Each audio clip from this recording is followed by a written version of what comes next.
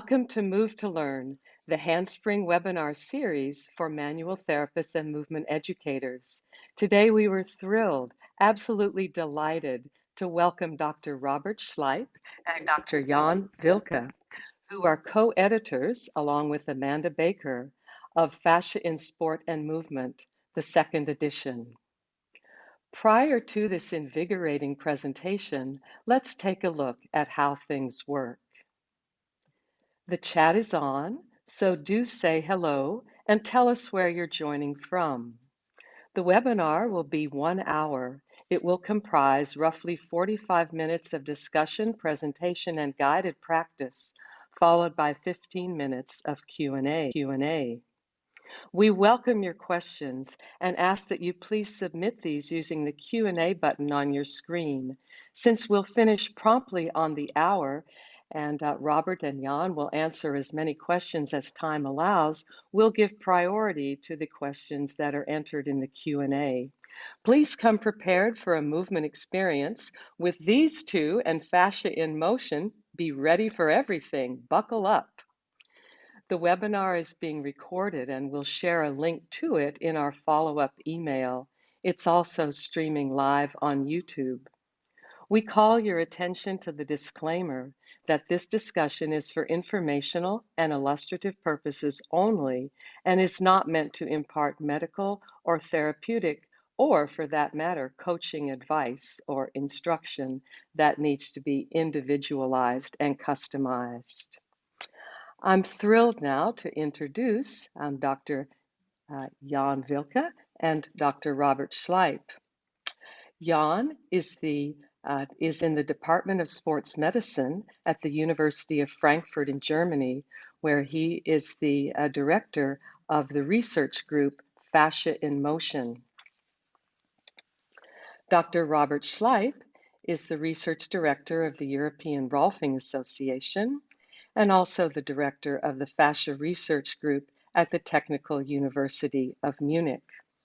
Although each of these esteemed researchers has many more credentials, I will just turn right away, almost right away, over to Robert. I would just like to note that in 1995, while touring the United States after teaching for the first time at the Rolf Institute in Boulder, Colorado, this was 26 years ago, Robert Schleip visited San Francisco's St. Francis Memorial Hospital Center for Sports Medicine for a week of Pilates instruction. As the dance medicine specialist, I was Robert's first Pilates teacher. In the intervening 26 years, I've had many opportunities to study with Robert's courses and also to study Jan's articles, his research articles. Robert and Jan, welcome to Move to Learn. Thank you so much, Elizabeth. What a memory you brought up. So you were my first leading Pilates teacher, which was, and I was very enthusiastic entering this whole somatic movement field. And if we can use that very joyous event today to celebrate the second edition of this very successful book, which is linking the field from Jan and me, the research field, with the therapeutic application field of pioneers like you, Elizabeth, who have been working with fascia since ages in different applications. And let me share my screen. Yes, this is wonderfully happening, except for now. There we go. Because I want to give a background on what led to this book. That was the 2009, the second International Fascia Research Congress at the Free University of Amsterdam. And there was one lecture by Yasuo Kawakami who showed with modern ultrasound, not having been available before, how unexpectedly the fascial elements lengthen much more in a jumping kangaroo and a jumping human than the muscle fibers do. And that triggered several of us to say, maybe fascia also has an importance in movement and in sports. And then following the 2009 Congress, there were a couple of meetings in Munich of people like Tom Myers, James Earls, Tracy Meller. You will recognize a lot of people here, Joanne Avison, Wilbur Kelsig, and we were playing not only in the nearby playground, this is Tom Myers upside down, with the question, is it substantial enough, the new insights from fascia research, to enter fascia sports and movement with a special fascial focus? And during the first couple of meetings, we were not so sure, but ultimately this has led to what has now been called fascial fitness, fascial training, fascial stretching, etc. And I look backwards to these first meetings here with a sense of joy, where this has been leading. Because before, the fascia research congresses have been oriented to manual therapists, but not to movement therapists. And this all started in these first meetings. And then we started the conference series. The first meetings were in Ulm University, called Connective Tissues in Sports Medicine. And they still happen every 4 years. And this was the very first Congress here. And at the end of this Congress, people got together and said, we need to get into writing, into publication. And you can see that this first edition of this book was basically a culmination of the presentations at the very first Congress. So when the first edition of this book came out, a lot of the authors were presenters at this Congress, at the very first Connective Tissue in Sports Medicine Congress. And then this book has been a very successful one. So we heard yesterday that there are 9 editions in terms of foreign languages. So I can show you a few of them here on my desk. And you have to tell me which language it is, because I don't know it anymore. So we have different Chinese, Old Chinese, New Chinese, Taiwanese languages here. That is, I think, the Spanish edition, but I'm not sure. This is the German edition. And me and others, we have been touring the Asian countries. And that was an event. I think they also had 200 participants in Taiwan, where they celebrated. You see the people here in the first row, and you see how much fun I had to be the missionary for the first edition of this book being translated into Taiwanese. And this was, of course, very nice. If I go shopping here, nobody asks for a signature, but there people were lining up to ask for the famous co-editor to give signature to the first Taiwanese edition of this book. And now it's many years ago that the first edition of this book has been published. And we have been working for 3 years now on the new edition, because a lot of things have been changed.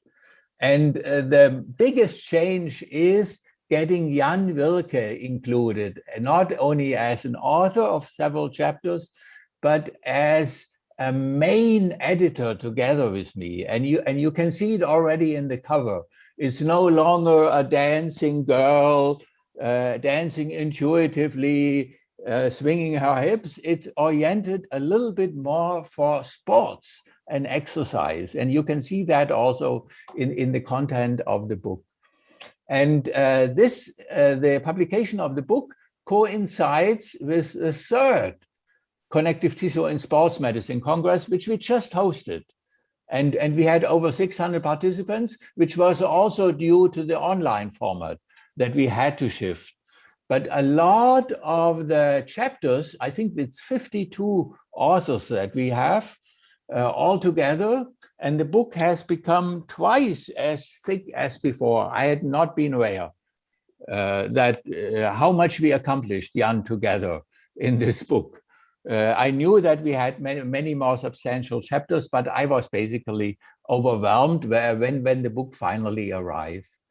And I can give you a brief section. No, maybe I pass over to Jan first for you, that you give a brief overview on what new chapters we have in the first more scientific part of this book, devoted to the theoretical foundations, before I do the same for the clinical part.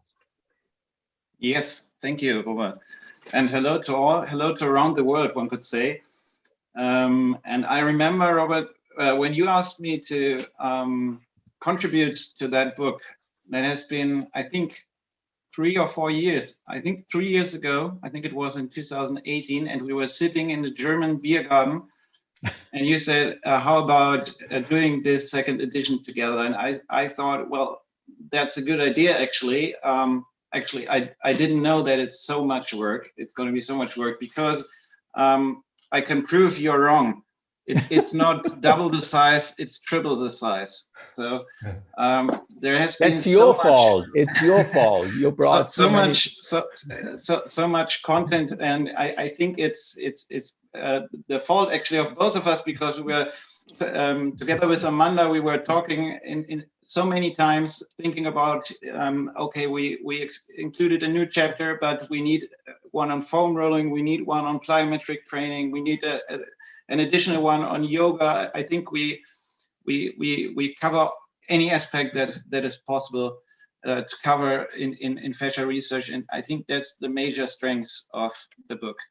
And with that said, I want to show you a brief overview about what happened in the second edition. And this is the list of contents showing the section 1 theory and a section 2 assessment methods, the latter of which is completely new. And I've just put some blue circles around new chapters, and you can already see that there is so much new content that maybe it would have been smarter to call it a new book, because yeah, it's basically, even the chapters that don't have circles have been substantially revised and amended. So and why do we have so much? It's not only because we enjoy writing, it's because the world of fascia research is changing so dramatically fast. We know way more than before, and we have a way more complete picture of what we can do with fascia in therapy and in sports and movement classes. So I cannot go through all the new chapters, but I just want to highlight some of them, if I'm able to. Yes. So we are in section 1 theory, as I said, and one chapter that I enjoyed reading is, or has been written by Mette Hansen, which is on sex hormonal effects on tendons and ligaments. And I found it very, very interesting to read, because it kind of showed again that the mechanical properties of the connective tissue, be it ligaments or tendons, can change dramatically as a function of hormone concentrations. A second very interesting chapter is from the group of Adamantios Arpatzis from Berlin University. Before, we had a chapter on the loading response of the muscle, and we did not have one on tendinous tissues, which is kind of surprising, because the book is on connective tissue, so we desperately needed a chapter on that, and I very much enjoyed reading that one. The next one is nutrition. Nutrition is kind of, it's like fascia research. It's a big thing. So anybody wants to know about nutrition, the optimal way to feed the body. And this chapter, which has been written by Danielle Steffen and Keith Barr from the US, really sets the frame for how you want to load the connective tissue in conjunction with optimal nutrition. So should you give your clients, your patients, and your participants gelatin, for example, or do we need extra vitamin C? That's covered in that topic. And of course, we need to talk about hydration. We as humans are about 60 to 70% water, but nutrition in fascia, hydration in fascia is not only about water content, it's about hyaluronic acid. I think that's one of the biggest topics in fascia research right now. So previously we thought about thickness of fascia and about contractile cells, but meanwhile this has shifted a little bit, and we are very much more interested in how the fluids in the human body behave. Then we have a completely new section, and I put a circle around all of these chapters because it's a complex of topics. So it is about myofascial continuity, about force transmission in myofascial chains. It's also about force transmission in a lateral way, not going serially, but laterally, to antagonists and to synergists. So that's a series of chapters that will help you to explain remote exercise effects, for example. And then there's another complex about injury. So in recent years, we have started to think about how fascia could be involved into injury. Could it be a risk factor, or could targeting the fascia help us to get back on track faster? And yeah, we are very delighted that we also got a chapter from Hans-Wilhelm Müller-Wohlfahrt, who's like the godfather of sports medicine as a physician. So many famous guys like Usain Bolt, and he presents his classification of muscle injury. So that has been a very interesting read. And of course, fascia and cancer, that's a big topic too. A brilliant chapter by Susan Chockett and Tom Findlay. And before I hand over to Robert for the practical application section, I just want to briefly show the part on assessment methods, which, as I said, is completely new. But I think that's a very, very important topic as well, because we need to know where we are when we start working on the connective tissue, and we need to know where we are going. So we need to continuously monitor if our training, if our therapy is successful or not. And there's a lot of possibilities in recent years. There have been huge developments. So there are many handheld devices that we can use to study the mechanical tissue response. So is the tissue hard or is it soft? We can use functional tests where we can see, do we have a Viking type, so a very stiff phenotype of the connective tissue in persons, or is it more loose? And of course, we can use imaging, elastography, ultrasound, and all this is captured in these chapters. So, and with that, I hand over back to Robert again. If you stop your slide sharing, yes, then I can take mine, if it works. Yes, because I'm following your example, Jan, to highlight only the new chapters in the clinical portion of the book. So the first portion of the book was the theoretical foundations. The second portion that Jan covered, it was completely new. We didn't have that in the first book, which is assessment methods. And the third and last portion of the book, or the third section, is clinical applications. And here I highlighted the new chapters. So this is a new chapter that Jan Wilke brought in on eccentric loading. Of course, we had to include a chapter on different methods and the evidence state of research related to foam rolling. And that's the best review chapter that I've ever seen. So my congratulations to this chapter here. We also have a chapter on fascial stretching, and we have a very good chapter on nutrition, a second one. We have one that Jan covered in terms of the theoretical foundation, and here we have a new chapter in applying food modifications in order to improve your fascia. And we had already a walking chapter in the first edition of the book from Acho Zorn, but now we got James Earls collaborating with Acho and including, with Acho's permission, some of Acho's insights and contributions and illustrations, but extending much further, also based on James Earls' book. I mentioned James Earls before because he was part, with Tom Myers, Wilbur Kelsick, Johan Avison, of the original brainstorming group that led to this adventure of bringing fascia principles into sports and movement.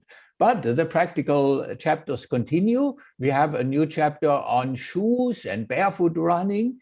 We have a new chapter, I love it, on throwing, on javelin throwing.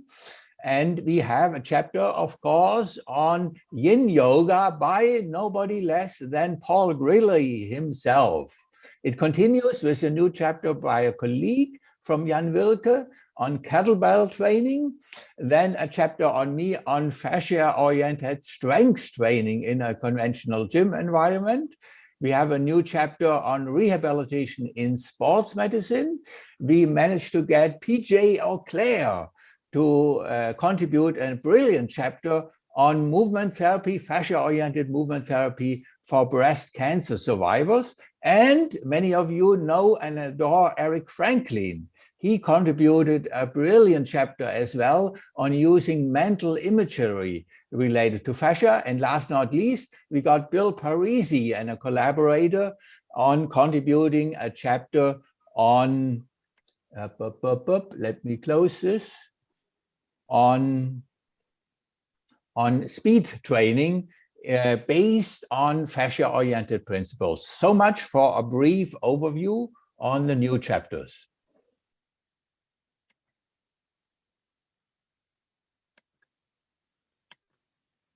Okay, and with this, we directly jump in the next part.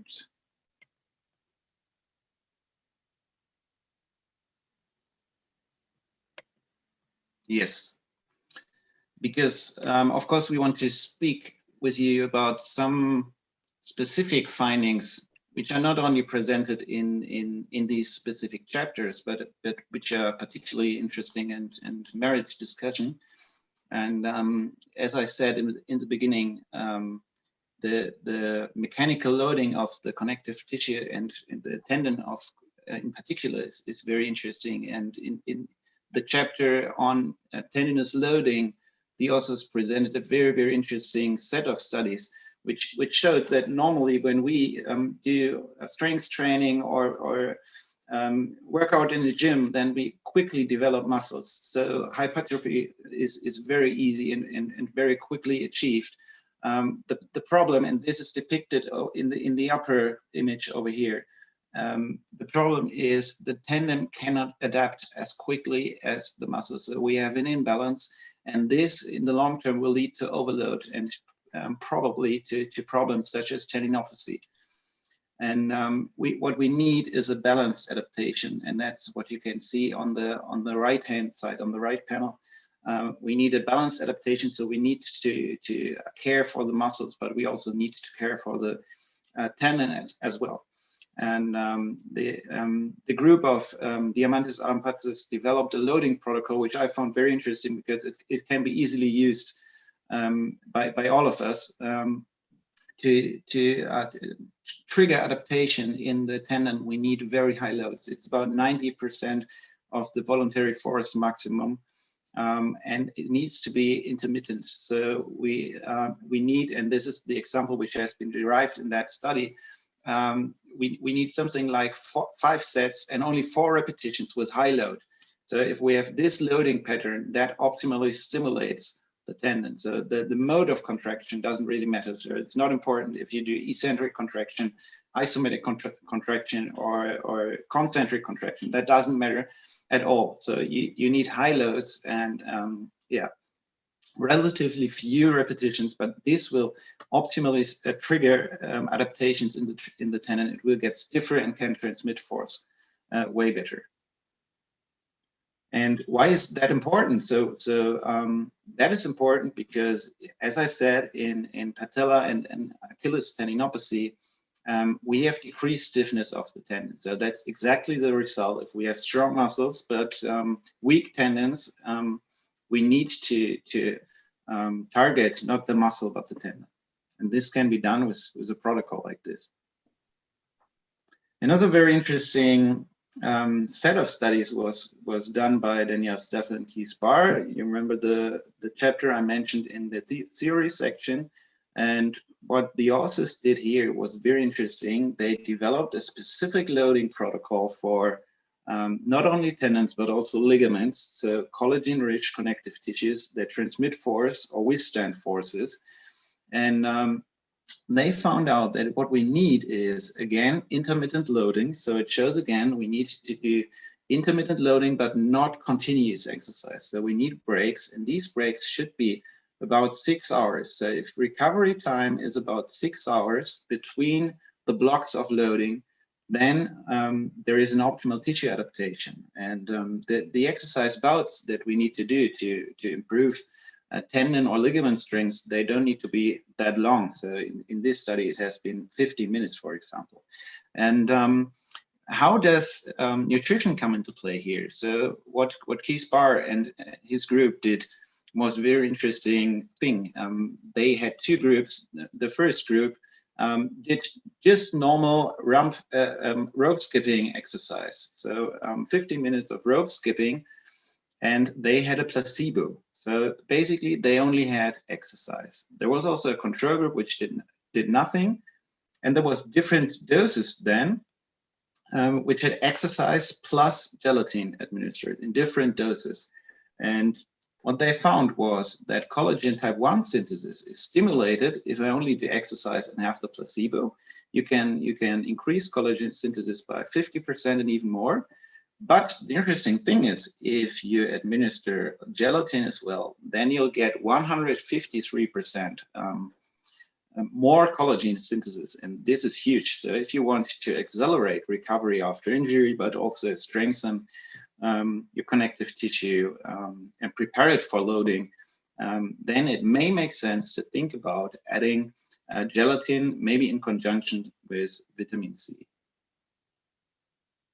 And this is, of course, and I already mentioned it, of relevance if we talk about injury. One of the chapters we have in the book is on the possible role of fascia in injury. And we, a few years ago, performed an analysis of the literature. And what we found was that most of the soft tissue injuries we see, you know, the term muscle injury, we frequently say muscle injury. In this review, we found that it's a misnomer. So there is no muscle injury. In only about 10% of the cases, the injury that you will find morphologically in the tissue affects the muscle in an isolated manner. In the vast majority of the cases, in contrast, will affect the myotendinous junction and the junction between the muscle and the fascia. So muscle injury does not exist. It's more a myocollagenous injury. And this needs to be respected in therapy and reflected in therapy. So you need to do a lot of eccentric exercise, a lot of swinging exercise, of dynamic stretching exercise when recovering from muscle injury. And you can, of course, think about adding supplementation as shown before. Another topic that's interesting is muscle soreness. And this goes from a purely mechanical more into a sensorical direction, because, you know, fascia is a sensorically very, very rich tissue. So we have so many receptors. We have proprioceptors such as Ruffini and Pacinian corpuscles, but we also have nociceptors, algogenic nociceptors, which can provoke substantial pain. There is indications for role in low back pain, for example, but also in delayed onset of muscle soreness. We know that fascia plays a key role, because in this study, muscle soreness was induced in one limb, and then pain was provoked experimentally in the fascia and in the muscle. So the injections were made either into the muscle or into the fascia of the muscle.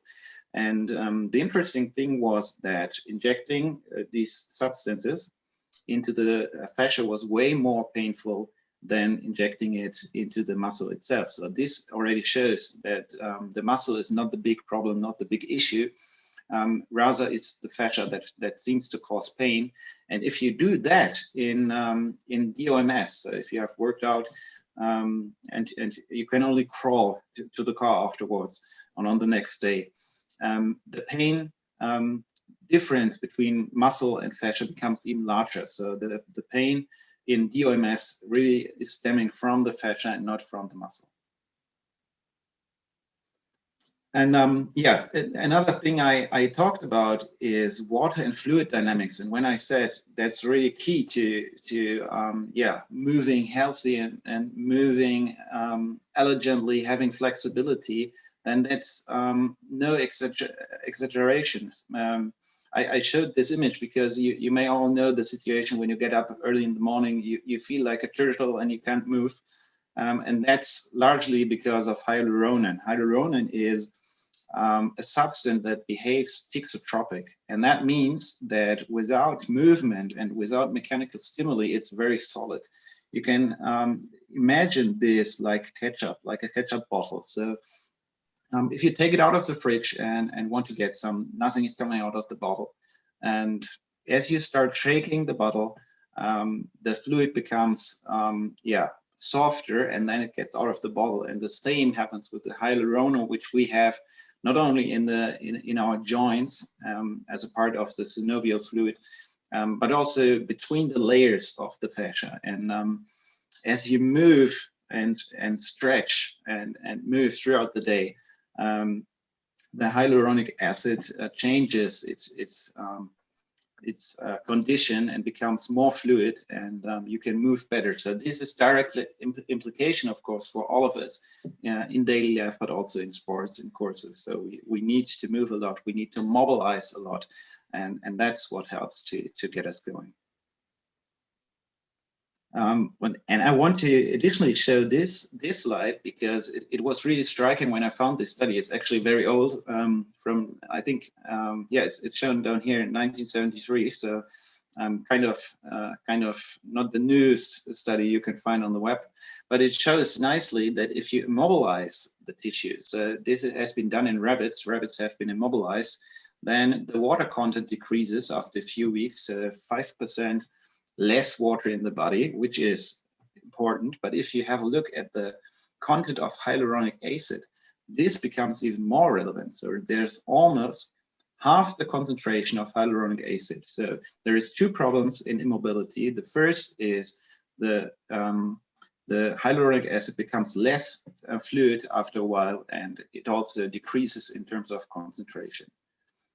And as a last part, because before I hand over again to Robert, I want to talk about force transmission, of course, because it's yeah, the topic I'm mostly pursuing in my research and the studies I'm doing. And you will all know about the concepts of myofascial chains, and we are studying this a lot. And I want to show you one experiment we did recently, 1.5 years ago.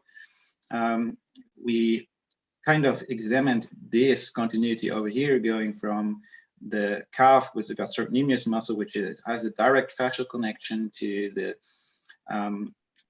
hamstring muscles and the fascia.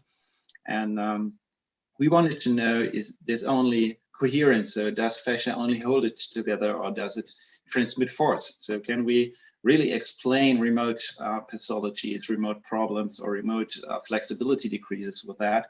And what we did was using ultrasound. So you're seeing an ultrasound image over the dorsal thigh muscles.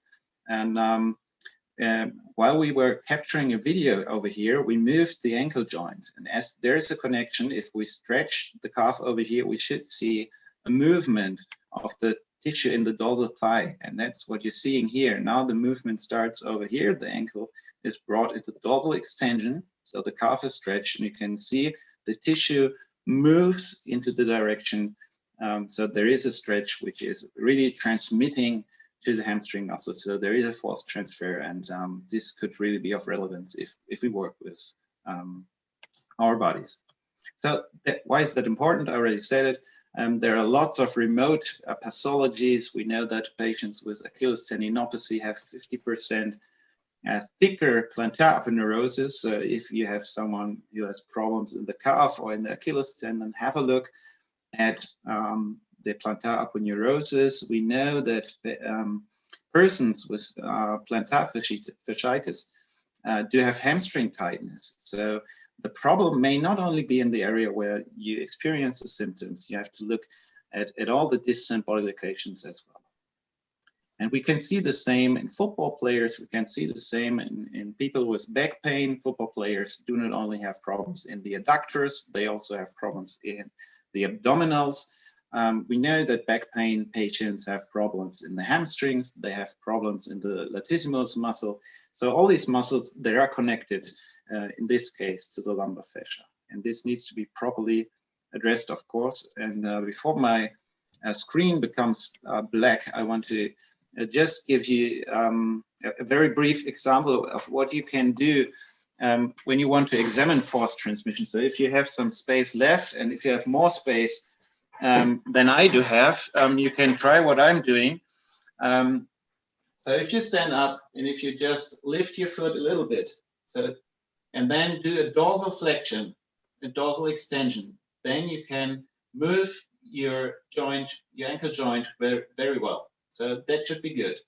If you then go to a flexion, so don't lift the leg too much, it's only because I'm showing it to you. If you extend the knee joint and do this movement, you should see that there is less range of motion. So it's not that easy anymore to move the ankle joint. And that's normal because we have stretched the gastrocnemius, which goes over the knee. So that's expected, that's normal.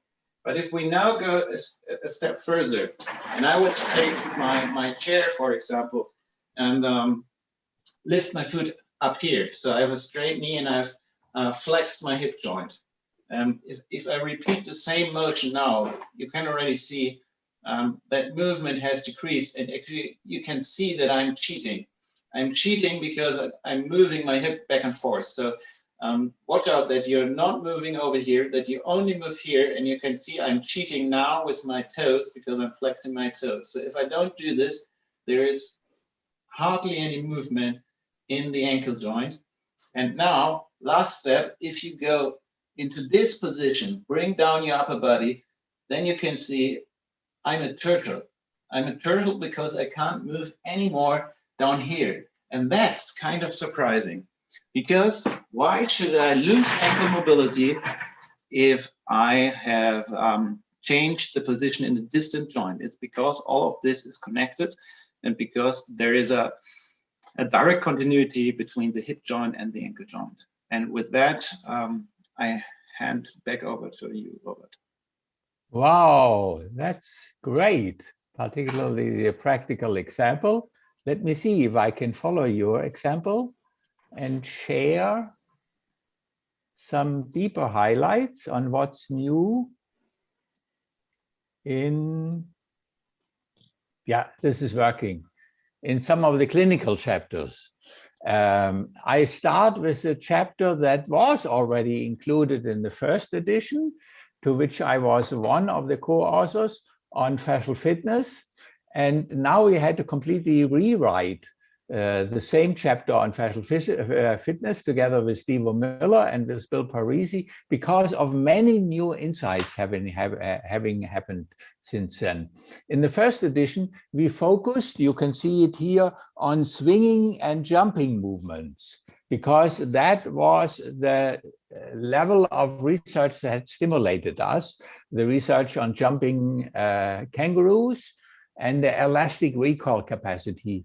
And then many, many people followed our example and even surpassed us in terms of application and quality and didactic skills to get generations, hundreds of people to do more swinging elastic recall movements. But now the research has moved forward, and I got to know this illustration in a direct lecture. I think it was 2017, so that was past the first edition of this book, by Tom Roberts and Azizi, Roberts and Azizi. They published this on a lot of research on turkey tendons. And they came up with this model of 3 different dynamic interactions, of which our model of elastic recall was only one of 3 different interactions between collagenous elements and muscular contraction. So what we had been doing almost exclusively in the first edition of the book is the energy conservation model shown here, in which first the energy is stored in terms of center of mass related to gravity. So when the kangaroo or the jumping human is in the air, the muscles don't need to work. But when you're landing on the ground, then a big portion of the elastic energy is stored in the lengthening of the collagenous tissues. And then the muscles are basically just stiffening in order to allow the energy storage in the tendon. And then when the tendon releases the stored kinetic energy, then you're getting up in the air.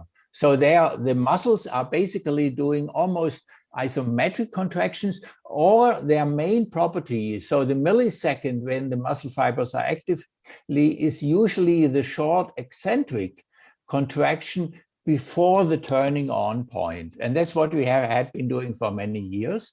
But now we learned that there is a second style, which is shown in the frog jumping here, where you don't bounce. So you start in a quiet position with an explosive concentric contraction of the muscle fibers, which then doesn't transmit directly into the joints. First, this kinetic energy from the muscles is used for lengthening fascial tendinous fibers until they reach their maximum extension point. And then the resultant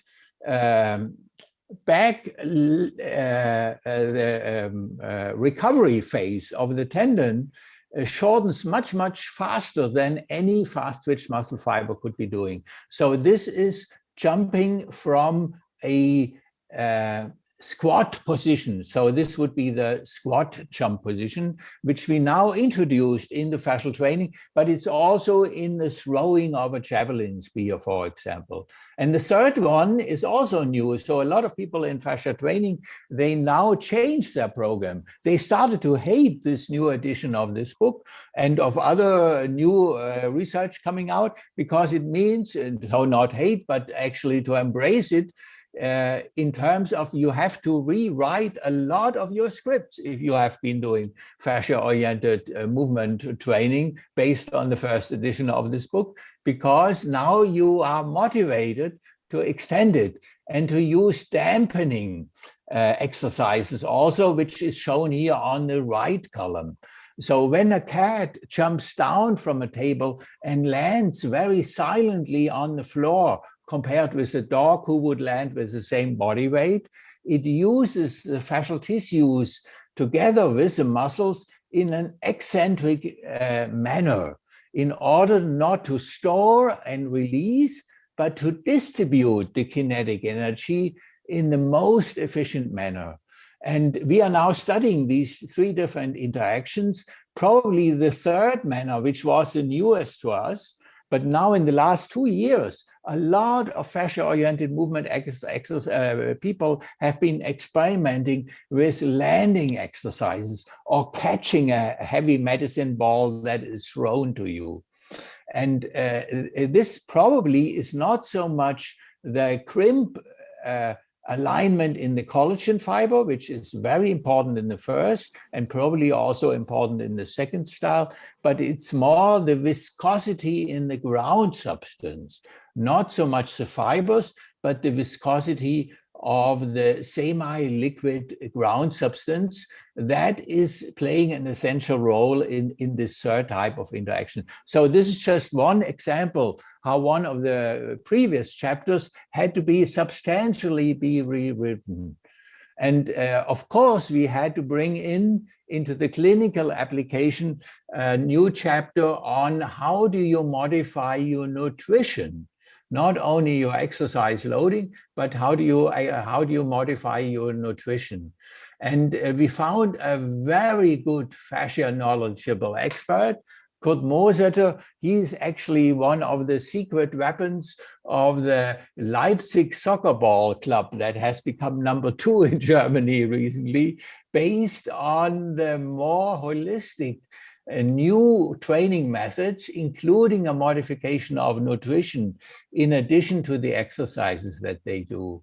So he goes very much into how you change different minerals, but also which kind of sugars, which kind of carbohydrate, nutrition elements are beneficial and which ones you should be avoiding. And he goes very much into details. Or also he gives instructions, how do you avoid the formation of these advanced glycation end products that make your connective tissue brittle and that makes it prone for injuries, which unfortunately increases with aging. And we were very proud, of course. We had already 1 or 2 chapters on stretching before, but now, and on yoga. But here we got a chapter directly from Paul Grilly, one of the main founders, pioneers of yin yoga. And I myself have seen at least 6 new books on fascia and yoga in the last 2 years. So this is one of the most dynamically growing fields. I have seen more yoga books than exercise books from a fascial perspective. And the yin yoga people have a very big point in doing these long extended stretches. And Paul, in this book, I love it. He shows a lot how it makes sense to modify individual variations, not only in bone shape, but also in other connective tissue impressions. So he gives examples. If your humerus has a big rotation between the distal end and the proximal end, you would need to stand in different poses, but also to do the exercises very different if you are this body type or if you're the second body type. Both of them are good, both of them are healthy. And it's not that you have one ideal body type, but that you have many, many different body types among several spectrums. And a good yoga practitioner, a good yoga teacher should be informed about these individual variations. And this is, of course, also a new chapter on javelin throwing and overarm throwing. And this was one of the highlights also on the recent Connective Tissue and Sports Medicine Congress. We not only had Dan Lieberman as a presenter at this Congress, but we also had Professor Martin Fischer, who is also an evolutionary biologist. And this, I will follow your example, Jan, to make an example now. So I want you all to find something soft. I took my socks here, but you can take anything soft. It could be your face mask or something like that, and take it into your dominant hand and look at a wall. It shouldn't be a flower pot or something. Take something very soft. I can stand further away and throw it as hard as you can against the wall, but don't do it with something hard. So I suggest you use a napkin or you use a sock if you can take it off here, and do it as hard as you can, as if you want to throw 100 meters long and throw it at the wall, and you listen to the sound it makes, and then you catch it again. It would be nice to see the participants, but I can't be doing it now. So this is better to do in standing. And so you do that one time with your dominant hand, or maybe do it a second time and listen to the sound, how much speed and how many meters you would be throwing. And then do it in your non-dominant hand. And you will see the difference is not a small one. It is a huge difference in the speed, in the acceleration, and in the sound that you do. And then you can compare, what am I doing better on the dominant side? And one of the things that you can explore, most likely, this is a question, on the dominant side, you initiated the forward movement with your left hip in my example. So with the contralateral, you didn't initiate the movement with the wrist or with the elbow or with the shoulder. You initiated with the proximal body part being further down to the floor. And if you take that example and take it to your left arm too, or your non-dominant one, and you transport the same principle, that you use the opposite side of the body further down in your pelvis or in your leg, then you already get much, much more speed into that. So that would be one of the little examples taken from this chapter, in which Professor Fisher goes very much why humans are the #1 throwers in the animal kingdom. There is no other basic movement facility. We are among the best, but we are not the best, but we are among the few best ones in terms of running, in terms of fast, high intermittent running, in terms of endurance running. But there are a few dogs and wolves who outbeat us. But in terms of throwing, there is no other animal who can throw better than us. And that is very much covered in this article because of this is one reason, of these diagonal fascial slings. And you don't find them in chimpanzees, in orangutans. They miss these collagen fibers that are crossing the midline. I'm collaborating with Martin Fischer to compare the fascial bag in chimpanzees with that of humans. And in terms of muscular morphology, there is almost no difference between upright humans and less upright chimpanzees and orangutans. But in terms of fascial morphology, there is a big difference, that we have these crossing fibers, that collagen fibers at the back, but also in the front, that are crossing the midline. And you don't have that in many animals. So that is something very nice in this chapter, which I love. And a lot of people have been including throwing or throwing simulation exercises with that contralateral spiraling element into their Pilates sessions, into their yoga sessions, and fascial fitness sessions. And coming more towards the second part of the book. Robert, Yeah. my apologies for interrupting. Yeah. Questions are accumulating, and in order to make the timeline for you to be on time for your next event, your next appointment, please may we take some of the questions. Would you and Jan take some of the questions? Yeah, sure. So Yes. let me just show this here, and then I can stop there because I could go on forever. This is a new chapter by Eric Franklin, and he also has some very nice exercises, but I love the mental images that he is contributing. If you want to get them, you have to get the book. And let's stop here and get to the questions. Thank you, Elizabeth. Yes, thank you. Would that we had made the webinar 3 times as long to be equal to the book 3 times as long. Yes. From Barry Craig, asking Jan for a clarification. Is it ever possible to have simply a muscle tissue tear or injury without a fascial tear or injury? For clarity, should we stop using just the word muscle and should instead use the words muscle tissue injury, if that's what we mean? Yes, it's possible. You can have an isolated muscle tear, and muscle fibers, of course, can tear, but you will rarely see this. So it's not about there is a collagenous injury or a muscle injury. Mostly both happens at the same time, but the portion or the main extent of injury you will find in the connective tissue.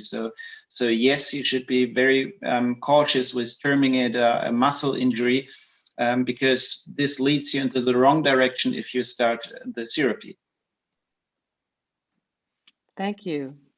Robert, you gave many concrete examples for how to improve throwing.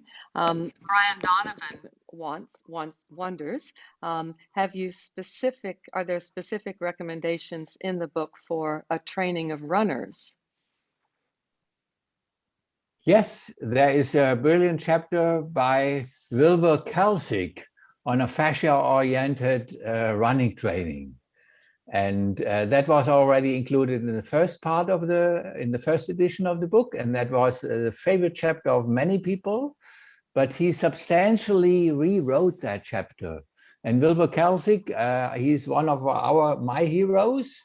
He is a fascia-oriented chiropractor and manual and movement therapist for the Canadian track and field Olympic team. And so he has been coaching the gold medalist in several fields there, the decathlon people there. So he has been a very important resource for us in terms of what exercises work well. And I regretted very much on the recent Congress, we had him for a running-oriented, fascial running-oriented. I can highly recommend his fascia-oriented running training. The book is good, but to do it in person is very, very different. But because of the shift to an online format, we had to give that up. But I can highly recommend the chapter. Yes, thank you. Jan, regarding the training of young talented gymnasts, or perhaps regarding the training of fascia in younger athletes, can you recommend guidelines or additional research that Marielle Vanderborg is questioning this? That's a very good question, and I think you should ask this to all the researchers who are active in fascia research, because unfortunately, we do way too less regarding age dependency. So there is some research on elderly, for example, nice studies showing that daily hopping exercise is very beneficial. But what we know is, in general, that the tissue adapts way quicker in younger persons, and there is massive differences. We know in the Achilles tendon, for example, that the continuity to the plantar aponeurosis in children is very solid and way bigger than in elderly persons. And there, I think comparisons between age groups are starting, but yeah, unfortunately, not enough still. Thank you. Robert, Michael Hall would be interested in hearing you comment about the relationship between the lymphatic system, the fluid system, and its relation to fascia as regards sport and movement training. Yeah, that was my favorite chapter from all the chapters that I contributed, the chapter on the liquid dynamics in fascia. And so that is my favorite chapter. I had so much fun, so much inspiration, and so many values coming together, not only from my scientific background, but also from my complementary medicine background that I share with you, Elizabeth. So yes, lymphatics is a big portion, the whole liquid elements in fascia. I highly recommend that chapter. Thank you.